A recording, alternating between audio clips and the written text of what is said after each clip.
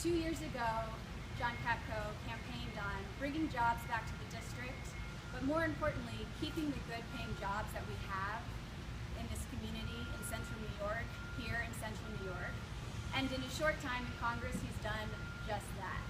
He's advocated for an environment that creates certainty, that decreases the tax burden, that keeps the tax code simple, but more importantly, an environment where job creators like this one that we're at here today can continue to hire and create opportunity, create growth in this community that trickles down throughout the state.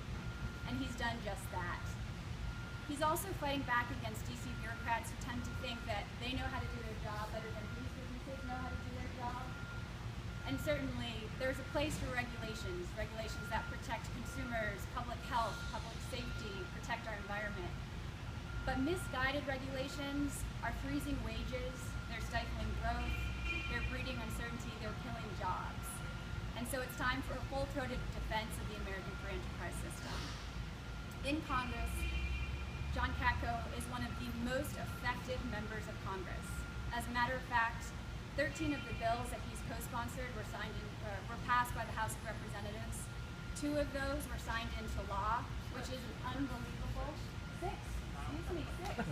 Well, 2 is unbelievable, but 6 is more unbelievable in terms of the track record of a freshman member of Congress.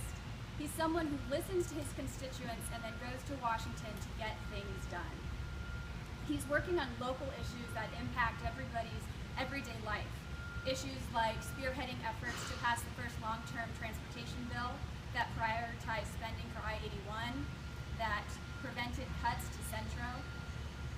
He's working to make sure that the workforce is trained for the 21st century economy through vocational training, through manufacturing training.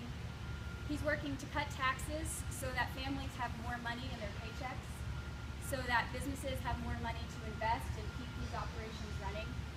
And he's working to decrease the cost of energy.